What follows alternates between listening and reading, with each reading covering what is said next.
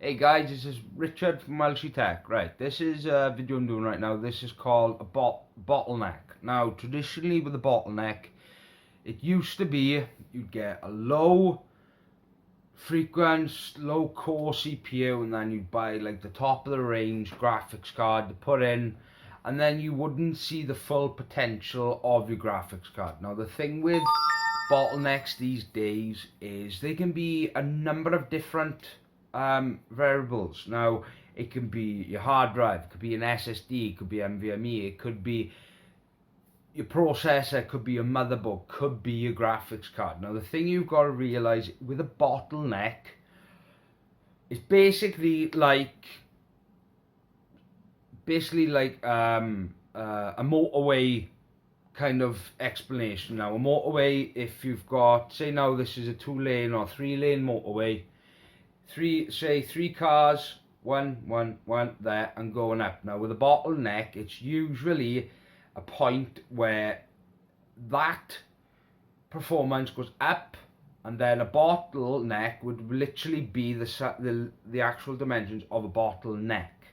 Now, to actually explain a bottleneck correctly, it's more of component selection. Now, with my computer, I've got an 8600K Intel and a GTX 1070. Now, I've got 16 gigs of RAM, but the problem with my system is I'm using it in quad channel. Now, in dual channel, it's better for latency, which is better for gaming, but because I do rendering on my own system and I do my own video editing, the quad channel helps me there. But with the bottleneck is now, it's like if I had my processor, my graphics card, and then I'm running a hard drive. Now, that potential bottleneck will be the hard drive. It won't be a processor, it won't be the RAM, won't be the graphics card, it won't be a motherboard. It will be the slowest point of what you build. Now, when I first started doing computers, you're talking 10 years ago, I started off with an Intel Intel 2 Duo. Now, it wasn't the fastest thing in the world, but I bought a graphics card at that time. My first graphics card was a 5550, something like that. It was cheap. It was only about £100 at the time, and you're talking 2007, 2008, so it's about 10 years almost. Now, when I first bought that, I had problems because the graphics card was broke, blah blah blah, but I went back and replaced it with a 4850. Now, the dual core that I had was a 2.7 gigahertz processor. Yes, it was a dual core, but dual core, you had 2 cores, 2 threads. Now, the thing you've got to realize with Core 2 Duo back in them days, they were quite fast for a thing, because back then, dual core, quad core, that was all it was. It wasn't a hex core, it wasn't 8 cores, it wasn't 12, it wasn't 50, it wasn't 24, it wasn't 58 cores. But the bottleneck I had was I had a hard drive. Now, back 10 years ago, SSDs were around, but they were very expensive. So I did a couple of more upgrades, and then I finally went then for my biggest upgrade, which was Sandy Bridge. I went for an i5 2400. Now, at the time, it was 3.6 on the max core. Wasn't bad for the time. I had 8 gigs of RAM, and I bought a 5850, which back then was quite a good card at that time. So I bought that from overclockers.co.uk, which, if you want to know any more about that, there will be a video here. But at that time, SSDs, as I said, they were very expensive, so I had to compromise with a hard drive. Now, yes, back then there was Velociraptors, which were 10,000 RPM hard drive, but traditionally I didn't want to go for something that big, but you know. So first time I upgraded to an SSD was about 3 to 4 years ago. when the prices started coming down, but then when we started having DRAM shortages, where what they make out of SSDs and memory and stuff like that, the prices went from, say, £100 for 120 gig, you're talking 5-6 years ago, that's how much it was, up to like £150 to £200. Now, SSD prices have come down since, but the hard drive I had in the system was the bottleneck itself. Now, right now I'm using NVMe for boot, SSD for game storage.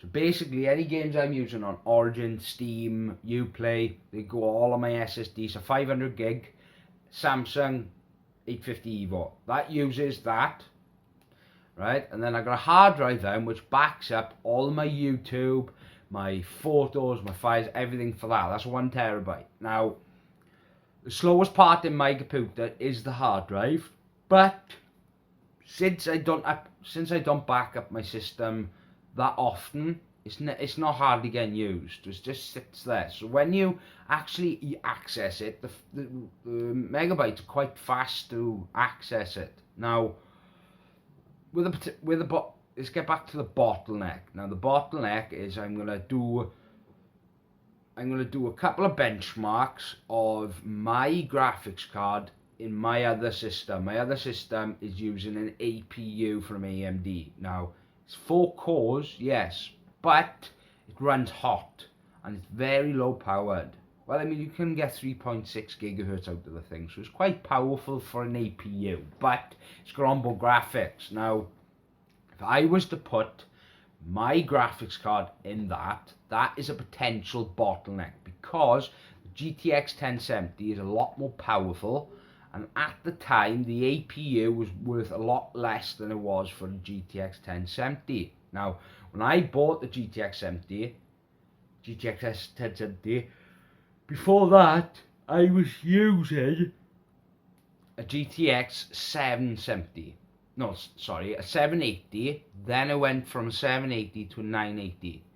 Now, I was having problems. It wasn't the card itself. The card at GTX 980 is still a powerful card, but the only problem I had was the VRAM. It's because when you play certain games like GTA, to play that on literally full out specs, everything, advanced settings, everything, it takes over 4 gig. Yeah, you can play it on high with 4 gig card, but still I wanted a better card, so I bought the GTX 1070, which comes with 8 gig of GDR5 RAM memory. So there was that GTX 980 for my setup was the bottleneck. It was the potential bottleneck, because every time I play a game, it was rendering more frames on my computer at the time at 1080p. It was because I had an Asus ROG 144Hz monitor at the time, so I was getting that frame rate, but but at that time the bottleneck was my graphics card, because the VRAM of certain games was getting to the point where it was literally downgrading. Now, the thing you've got to realise with a graphics card, once you run out RAM, it automatically goes to your system RAM, which system RAM is a lot slower than GDR5. So that is the bottleneck there. Now, if you want to get an actual system that's more, as they call it, balanced, the best thing to do is look for a processor. Now, if you're rendering and stuff, I would recommend, or video editing, something like an AMD Ryzen 3rd Gen, something that's got 8 cores and 8 cores, 16 threads, or 8 cores, 4 threads, something like that, a big monster. That would be fine. 16 gigs of RAM, and I suggest not getting an RTX like 2080 Ti, because there is a potential bottleneck there, unless you're not using the correct monitor. If you don't use the correct resolution monitor, there's the bottleneck there. Now, this at the moment is an AOC 2666 by 1440p, 75 Hz. I get 75 frames per second, V-Sync, all that. Now, my 1080p monitor was the bottleneck. because at that time I was using this, I was only getting, yeah, I was getting higher frame rate, but the resolution was holding back my system. Since moving to this, my system seemed a lot better. I can play a lot better games at higher qualities. So yeah. So what I'm going to do is I'm going to do a couple of benchmarks. I'm going to put them into this. There's going to be photos there. Photos of benchmarks. I can't do the video because obviously I'm doing this video right now. It's going to be put into the timeline. It's going to be showing you what a potential bottleneck is. And I'll show a couple of photos and pictures to show what would be the actual bottleneck, as they call it, for system building.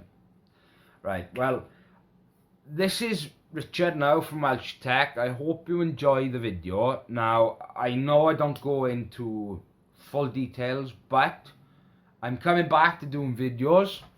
This is the first video I've done with face-to-face with you for a good month or so. So I hope you enjoyed the video. Please subscribe to the channel. Leave me a comment, like, dislike, up to you. But please, if you want to give me any more feedback, I would really appreciate it. Don't forget to check out Welsh Tech on Facebook as well. And I'm on Instagram, I'm on Twitch, I'm on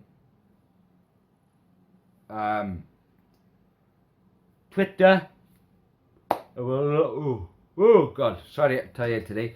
I'm on a lot of platforms, so I hope you enjoyed the video. Don't forget to subscribe. This is Richard from Welsh Tech. Out.